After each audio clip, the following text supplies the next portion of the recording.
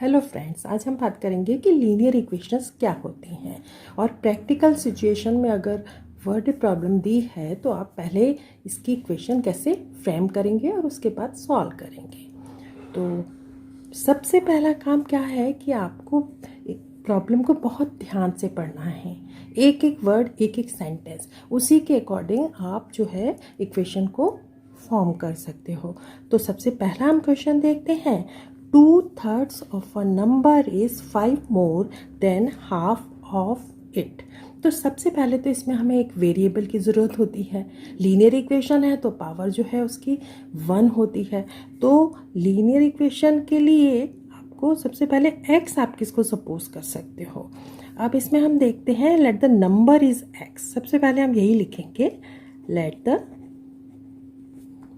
Number is x। अब अगर number x है तो 2/3 ऑफ अ नंबर, हमने इसको माना है ना x, तो 2/3 ऑफ अ नंबर कितना होगा? तो 2/3 ऑफ अ नंबर कितना हो गया? 2/3 और ऑफ अ नंबर क्या है? x। हमने नंबर को x माना है तो 2/3 ऑफ अ नंबर क्या हो गया? 2/3 ऑफ x। दूसरी तरफ दिया is 5 more than the half of it. Half किसका? नंबर का। तो हाफ ऑफ नंबर क्या होगा? तो हाफ इस तरीके से लिखेंगे आप, हाफ ऑफ x। अब इससे आपको क्या पता चल रहा है? फिर से रीड करेंगे, 2/3 ऑफ अ नंबर इज 5 मोर, मतलब कि ये 2/3 वाला जो नंबर है दैट इज ग्रेटर, इससे ज़्यादा है। कितना ज़्यादा है? 5 ज़्यादा है। तो हम इक्वेशन कैसे फ्रेम कर सकते हैं? 2/3 को x से मल्टीप्लाई किया तो ये हो गया 2x/3। ये नंबर ज़्यादा है। कितना ज़्यादा है?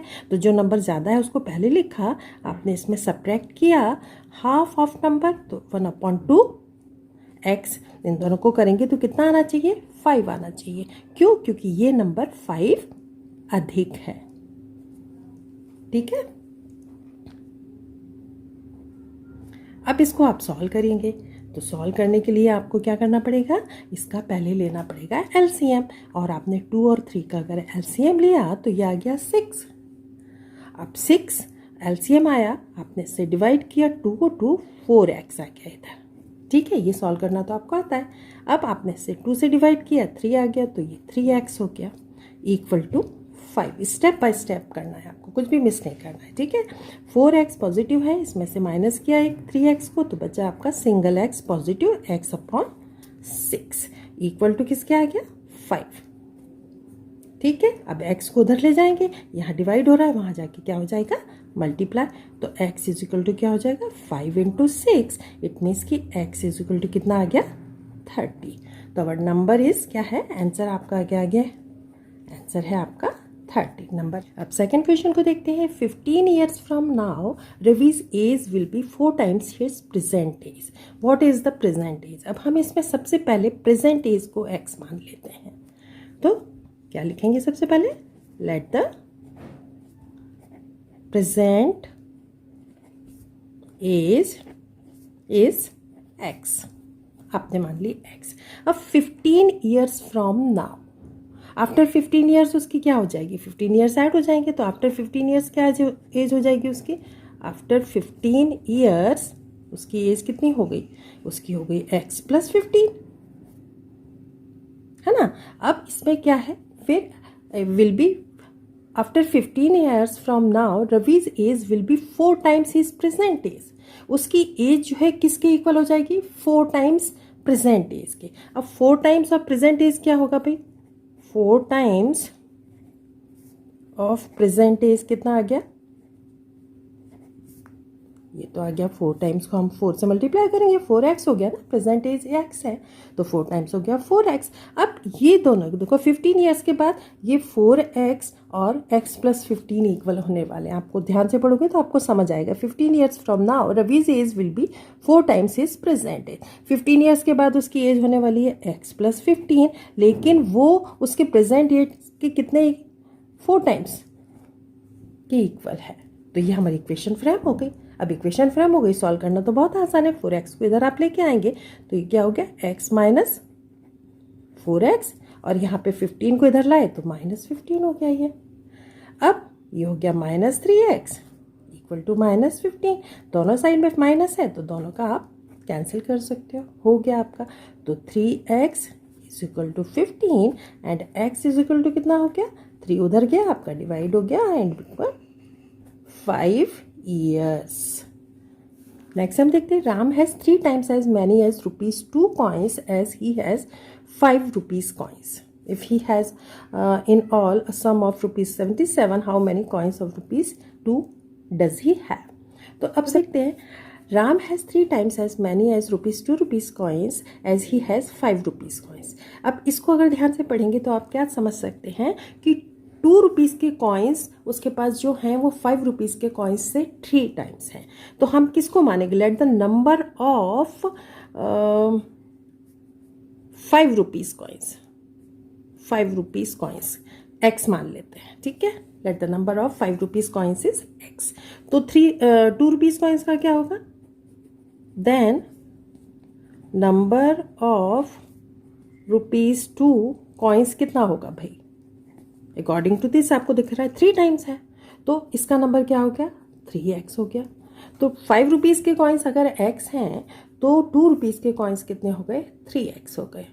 अब इनकी वैल्यू अगर देखेंगे तो वैल्यू ऑफ, अब यहाँ पे देखेंगे वैल्यू ऑफ ये जो x है ना, ये कितने रुपीज़ का है, 5 रुपीज़ का। तो x की वैल्यू क्या होगी, इंटू 5, मतलब वी कैन से 5x, ठीक है, यहीं लिख लेते हैं। इसी तरीके से 2 रुपीज़ के कॉइन्स है, नंबर ऑफ कॉइन्स है 3x, तो हर कॉइन जो है कितने रुपीज़ का है, 2 का। तो वैल्यू कितनी हो जाएगी इसकी, वो हो जाएगी 2 इंटू 3x इक्वल टू कितना हो गया, 6x हो गया ना। ये वैल्यू निकाली हमने, ये क्या निकली, ये वैल्यू है, ठीक है। वैल्यू ऑफ 5 रुपीज़ कॉइन्स, तो ₹5 कॉइन्स की कितनी आई है, 5x, और वैल्यू ऑफ ₹2 कॉइन्स की कितनी आई है हमारी, 6x, ठीक है। अब इन दोनों को जब सम करते हैं, ऐड करते हैं, इन दोनों का जब हम सम करते हैं मतलब ऐड करना है, तो हम क्या करेंगे, इक्वेशन हमारी बनेगी 5x प्लस 6x इक्वल किसके आ रहा है भाई, इक्वल आ रहा है ₹77 के। तो हम इसको लिख सकते हैं 77, ठीक है। कितने हो गए ये दोनों मिलके, ये हो गए 11x equal to 77 and x is equal to कितने हो गए, 77/11 इक्वल टू 7।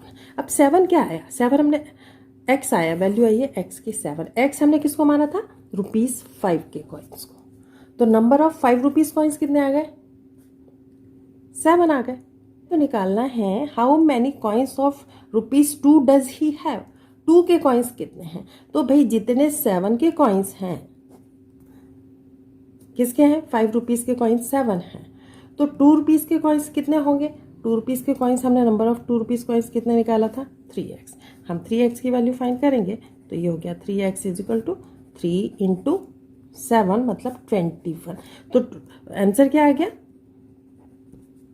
₹2 कॉइन्स उसके पास कितने हैं, उसके पास है coins 21, number of 2 rupees coin. आप ये वाली स्टेप नहीं भी करोगे तब भी चल जाएगा, है ना, इसकी, क्योंकि इसमें ज़्यादा ज़रूरत नहीं है, इसमें नहीं पूछा है आपको, ये पूछा है कि नंबर ऑफ 2 रुपीज़ कॉइन्स। तो आप इस तरीके से, क्योंकि x की वैल्यू आपने 7 निकाल ली है, मतलब 5 रुपीज़ के कॉइन्स हो गए हैं, और 2 रुपीज़ के कॉइन्स जो होंगे वो कितने होंगे, 3x होंगे। तो आप इससे डायरेक्टली इससे भी निकाल सकते हैं, ठीक है।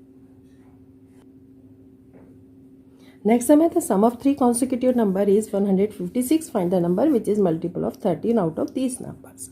तो अब सबसे पहले पता होना चाहिए कि कंसिक्यूटिव नंबर क्या होते हैं। कंसिक्यूटिव नंबर मतलब एक के बाद एक लाइन से आने वाले नंबर, ठीक है। तो अब इसमें सबसे पहला नंबर हम क्या मान लेते हैं, लेट द फर्स्ट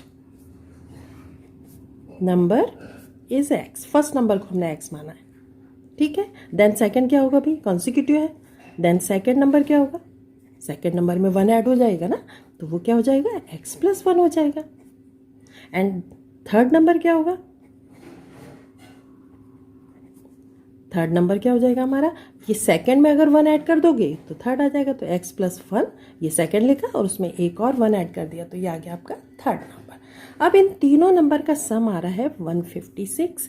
तो हम क्या करेंगे, तीनों नंबर को लिखेंगे। फर्स्ट नंबर हमारा क्या है, x, उसको ऐड किया। सेकंड नंबर क्या है, ये x+1।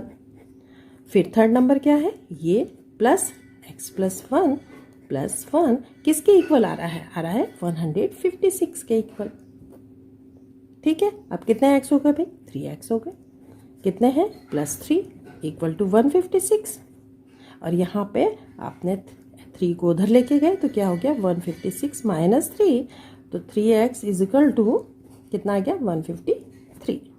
अब x की वैल्यू कितनी आई, 153 अपॉन 3 नीचे चला गया तो क्या आया भाई, ये इससे कैंसिल हुआ, 3 5 जा 15 और 3 1 जा 51। x की वैल्यू कितनी आई है, 51। तो भाई ये फर्स्ट नंबर आया है, x क्या था हमारा, फर्स्ट नंबर। अगर फर्स्ट नंबर x है, इसकी वैल्यू आ गई है 51, तो दूसरा नंबर x+1 है, ये क्या हो गया इसके बाद का, 51 + 1 इक्वल टू 52। और थर्ड नंबर क्या हो गया, 51 + 1 + 1 इक्वल टू 53। अब क्वेश्चन में पूछा है which number is multiple of 13। 13 की टेबल में कौन सा नंबर आता है, ये तो यही वाला आता है। तो आंसर आपका क्या हो गया, आंसर इज 51। क्वेश्चन 5 देखते हैं। Divide 63 into 2 parts. 63 को आपको 2 पार्ट्स में डिवाइड करना है such that 1 part is 2/7 of the other. तो अभी हम सबसे पहले मान लेते हैं कि फर्स्ट पार्ट क्या होगा। तो हमने यहाँ से शुरू किया, let the first part is x। First part x मान लेते हैं। तो सेकंड पार्ट क्या होगा, then second part will be कितना होगा भाई, आपके 63 है ना, 63 में से अगर x में निकाल दोगे तो बचेगा क्या, वो बचेगा 63 माइनस x। तो सेकंड पार्ट क्या आ गया, तो फर्स्ट पार्ट है x और सेकंड पार्ट दिस। नाउ इसके बाद है such that 1 part is 2/7 of the other. 1 जो ये पार्ट जो है इसका 2/7 है, या ये पार्ट इसका 2/7 है, किसी को भी आप कर सकते हो, कोई फर्क नहीं पड़ेगा इसमें। ठीक है, तो हम चलो इसको कर देते हैं। तो 2/7, तो इसको हम क्या लिख सकते हैं, 2/7 ऑफ x किसके इक्वल हो जाएगा, ये इक्वल हो जाएगा 63 माइनस x के। ठीक है, अब इक्वेशन तो फ्रेम हो गई, अब इसको तो सिर्फ सॉल्व करना है। तो आप इसको लिख सकते हो 2x/7 equal to 63 minus x। अब इसको आप क्या करोगे, 7 को अगर हम उधर ले जाएंगे तो इससे मल्टीप्लाई हो सकता है, तो हम वही करते हैं। क्या करते हैं, 2x यहाँ लिखा और 7 को इधर ले गए, क्रॉस मल्टीप्लाई है ना। तो क्रॉस मल्टीप्लाई किया तो ये हो गया 7 आउटसाइड और अंदर 63 माइनस x, ऐसे लिख सकते हैं। अब 7 से आपको दोनों को मल्टीप्लाई करना पड़ेगा, तो 2x इज इक्वल टू 7 से किया और 4 4 1 और माइनस 7x। ठीक है, अब ये 7x को हम इधर लाते हैं। इसको अगर हम यहाँ लाएंगे तो क्या हो गया भाई, इसको हमने यहाँ करती हूँ मैं 2x और ये प्लस का हो गया 7x इज इक्वल टू 4 4 1। अब ये हो गया 9x, 9x is equal to 4 4 1। अब x इज इक्वल टू कितना आएगा भाई, 4 4 1 अपॉन 9। 9 4 जा 36 है ना, और 9 9 जा 49। 49 इज द फर्स्ट पार्ट, जो x निकाला है हमने वो क्या निकाला है, दैट विल बी 49। ठीक है, अगर ये 49 है तो दूसरा पार्ट क्या हो गया, 63 माइनस x। तो आपको 63 में से अगर आप 49 को माइनस करोगे तो क्या बचेगा भाई, दैट विल बी 40। तो एक पार्ट आपका तो क्या है, एक पार्ट है 49 और अदर पार्ट इज 40। क्वेश्चन 6 देखते हैं। Find a number whose fifth part increase by 30 is equal to its fourth part decrease by 30। Equal का वैसे ही दिया है आपको, तो आसान हो गया आपको। तो ये क्या है, फाइंड द नंबर। सबसे पहले तो नंबर मानना है, let the number is x। ठीक है, एक वेरिएबल तो लेना ही होता है। तो अब इसका जो है फिफ्थ पार्ट, तो x का फिफ्थ पार्ट क्या होगा, x/5, x/5 ये हो गया, ये फिफ्थ पार्ट हो गया। ये इसको हम क्या करना है, इंक्रीज बाय 30, मतलब +30 कर देते हैं। ये लो, ये किसके इक्वल आना है? ये इक्वल आना है फोर्थ पार्ट को अगर डिक्रीज करते हैं 30 से। अब x का फोर्थ पार्ट क्या होगा? x/4। इसको डिक्रीज करना है 30 से, और ये दोनों साइड इक्वल आ रही हैं। ये हमारी इक्वेशन फ्रेम हो गई। तो बहुत आसान हो गया। हम क्या करेंगे, इसको यहाँ लाएंगे और इसको यहाँ लाएंगे, तो ये हो गया x/5, और ये यहाँ लाए तो ये हो गया -x/4, और यहाँ पे ये -30 ऑलरेडी है, और ये वाला भी 30 इधर गया तो ये माइनस हो गया।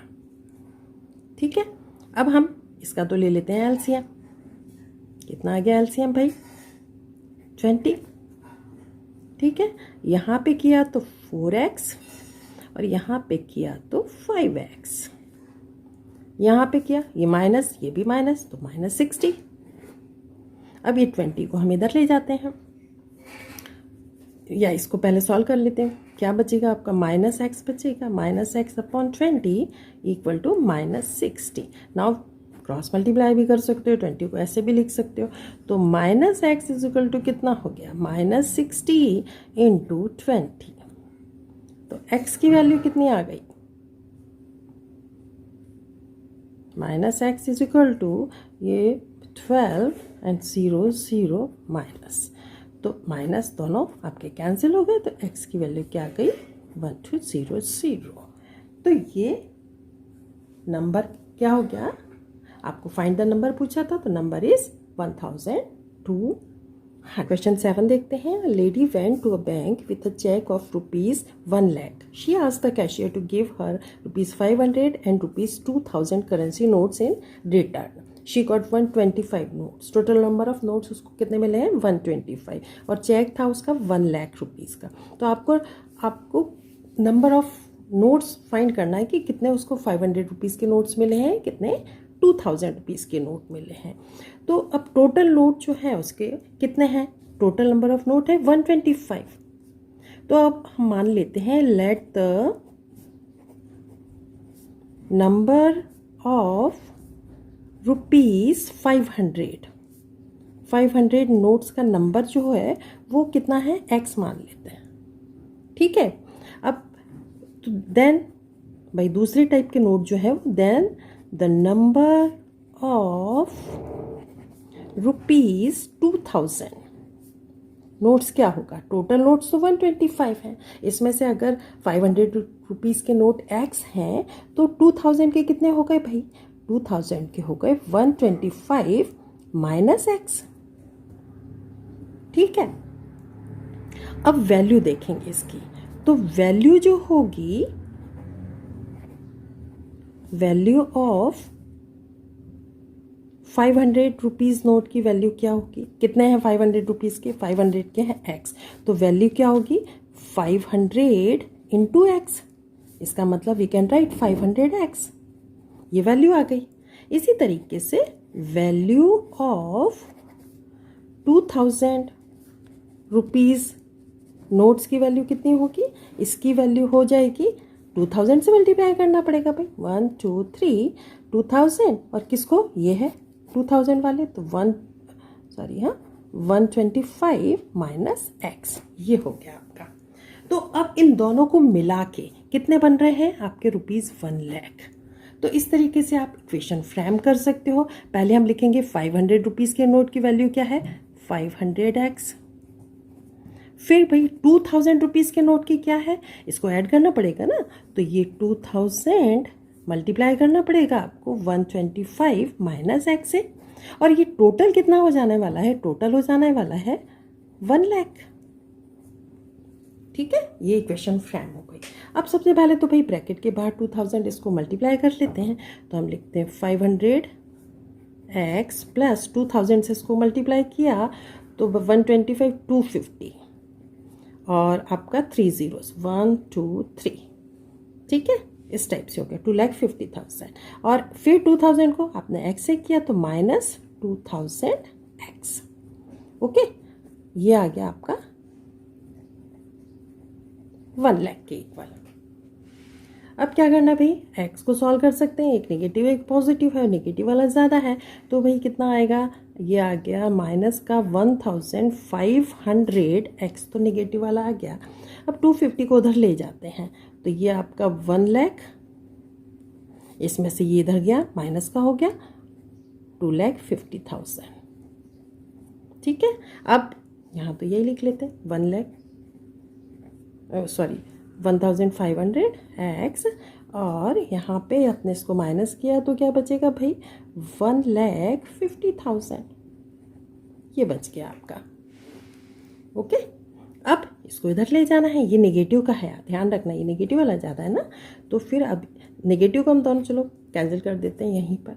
तो अब क्या भाई एक्स की वैल्यू क्या आएगी, ये डिवाइड हो जाएगा 1,50,000 अपॉन 1,500।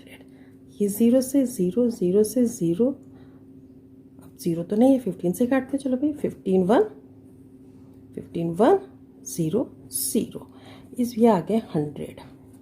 अब भाई एक्स हमने किसको माना था, एक्स माना था हमने 500 के नोट्स को, तो इसका मतलब है नंबर ऑफ रुपीज़ 500 नोट्स कितना आ गया है, दैट इज़ 100। और टोटल नंबर ऑफ नोट्स कितने थे 125 ना, और नंबर ऑफ रुपीज़ 2000 नोट्स कितने होंगे, हमने इसको लिखा था 125 माइनस एक्स, तो इसको हमने किया 125, एक्स की वैल्यू आ गई है 100, इसका मतलब है ओनली 25 नोट्स। तो ओनली 25 नोट्स जो हैं वो 2000 के हैं, और 100 नोट जो हैं वो ₹500 के हैं। क्वेश्चन 8 देखते हैं, the sum of 2 digit number is 6, on reversing इस digits number obtained is 18 less than the original number. अभी हम क्या देखते हैं कि ओरिजिनल नंबर क्या है, लेट द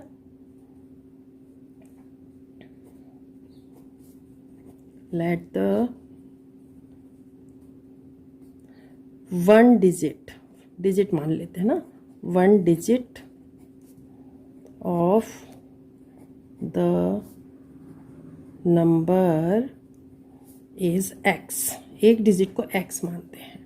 ठीक है, अब नंबर 2 डिजिट नंबर है आपका, तो अगर एक डिजिट आपकी एक्स है और सम इनका आ रहा है 6, तो ओरिजिनल नंबर क्या हो सकता है, ओरिजिनल नंबर की अगर हम बात करेंगे, ओरिजिनल नंबर क्या हो सकता है भाई, अगर हमने एक डिजिट x मानी है तो दूसरी डिजिट क्या होगी, सेकंड डिजिट क्या होगी, तो सेकंड डिजिट जो होगी वो क्या होगी बेटा, वो होगी, क्योंकि सम 6 आ रहा है ना, वो होगी 6 माइनस एक्स। ठीक है, अब एक डिजिट हो गई आपकी x, दूसरी डिजिट हो गई है 6 माइनस एक्स। तो अब ओरिजिनल नंबर जो बनेगा वो क्या बनेगा, वो क्योंकि आप कोई भी नंबर लिखते हो, मान लो मैं लिख रही हूँ 76 सपोज, है ना, तो ये 2 डिजिट नंबर हो गया, इसमें ये वाला जो नंबर है 7 जो है वो 10th प्लेस पे है, और 6 जो है 1st प्लेस पे। This is just for example. ठीक है, तो जो 10th प्लेस पे है उसकी प्लेस वैल्यू क्या होगी, इंटू 10 करना पड़ेगा। सेम चीज़ हम इसमें करेंगे कि अगर हम x को 10th की प्लेस पे मानते हैं, मान लो हमारा x जो है ओरिजिनल नंबर में 10th की प्लेस पे है, और ये नंबर जो है हमारा क्या है 6 माइनस एक्स ऐसे है, तो ये जो है ये 10th की प्लेस पे होगा, तो इसको हमें 10 से मल्टीप्लाई करना पड़ेगा, ये एज इट इज़ रहेगा क्योंकि ये 1s की प्लेस पे, ये वाला पार्ट 1s की प्लेस पे और ये वाला पास 10s की प्लेस पे। तो ओरिजिनल नंबर अगर हम बनाएंगे तो क्या बनेगा भाई, x को आपको क्या करना पड़ेगा 10 से मल्टीप्लाई 10x, और इसमें आपको ये ऐड करना पड़ेगा, और यहाँ पे ऐड का ही साइन है, और ये क्या हो गया दूसरा हमारा 1s की प्लेस पे, तो एज इट इज़ रहेगा 6 माइनस एक्स। तो ये हमारा क्या हो गया, ये है ओरिजिनल नंबर, ये हमने ओरिजिनल नंबर फॉर्म किया है। ठीक है, अब रिवर्स कर देना है डिजिट, मतलब इसको इधर लाना है और इसको इधर, 10th प्लेस वाले को 1s की प्लेस पे और 1st प्लेस वाले को 10th की प्लेस पे। तो रिवर्सिंग करने पर डिजिट क्या हो जाएगा, ये डिजिट हो जाएगा, ये 10 हमारा इससे मल्टीप्लाई करेगा, तो x तो हमारा क्या रह जाएगा, सिंपल रह जाएगा। रिवर्स कर रहे हो तो आप इसको ऐसे नहीं लिखो, आप ऐसे करो, 10 की डिजिट पहले ही लिखोगे, तो 10 के साथ आप इसको मल्टीप्लाई करेंगे, किसको 6 माइनस एक्स को। ठीक है, और इसमें प्लस क्या करेंगे, ये आपका सिंपल x। तो ये क्या हो गया आफ्टर रिवर्सिंग, ये रिवर्सिंग करने के बाद में ये हमारा नंबर बन गया। ये ओरिजिनल नंबर है और ये रिवर्सिंग के बाद बन गया।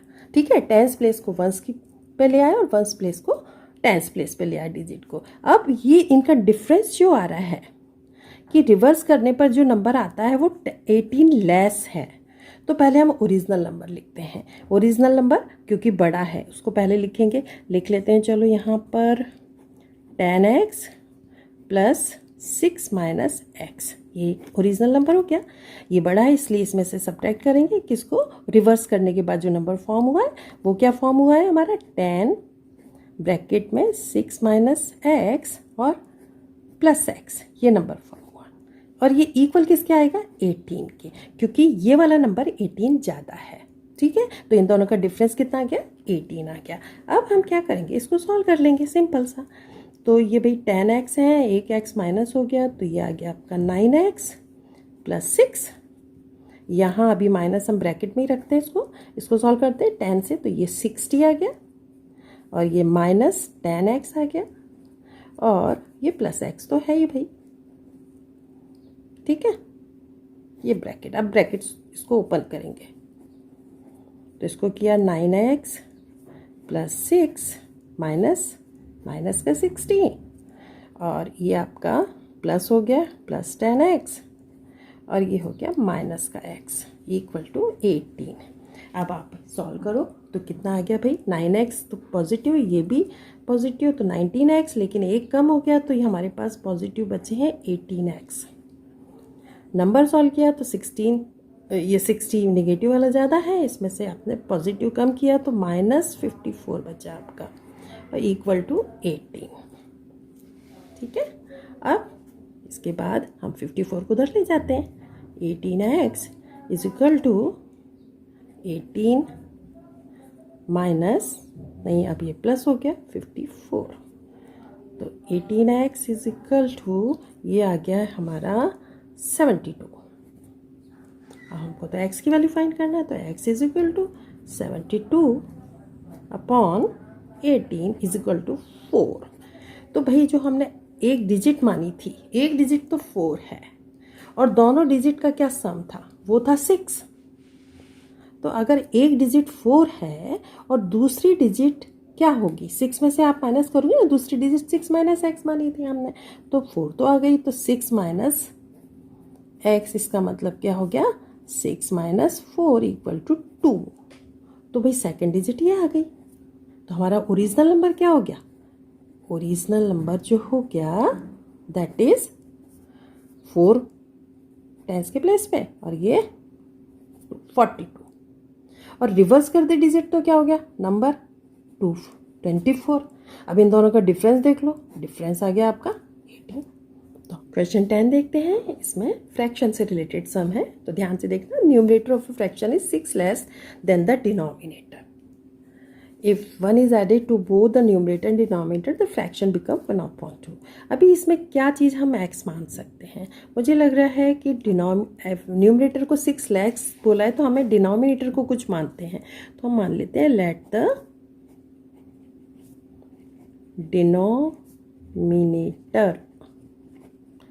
Denominator is x।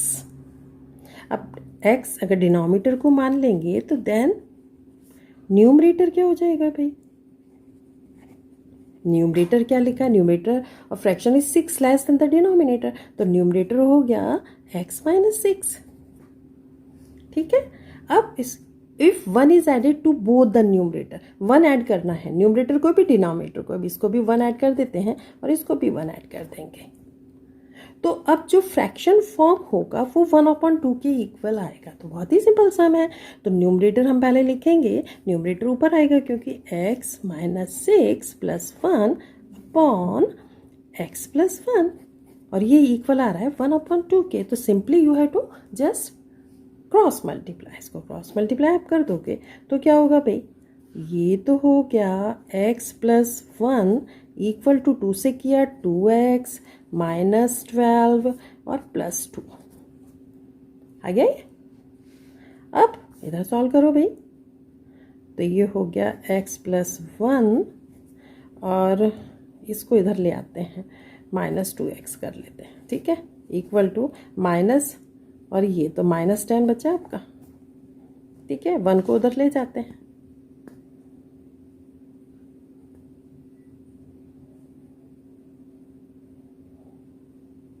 तो x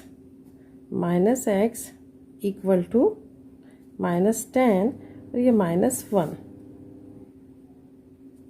क्या बचा? तो -x इज इक्वल टू -11। तो माइनस माइनस दोनों कैंसिल हो गए। x की वैल्यू कितनी आ गई है? 11। अब हमने ये किसको माना था? x को। तो ये तो हमारा डिनोमिनेटर है, ये डिनोमिनेटर है, हमको तो फ्रैक्शन बताना है। तो भाई डिनोमिनेटर ये है और न्यूमरेटर क्या था भाई? न्यूमरेटर था हमारा x-6। तो x-6 की वैल्यू क्या आएगी भाई? 11 - 6 इज इक्वल टू 5। तो न्यूमरेटर की ये न्यूमरेटर आ गया। न्यूमरेटर की जगह आपने लिखा 5 और डिनोमिनेटर की जगह आपने क्या लिख दिया? 11। तो ये दिस इज अवर फ्रैक्शन।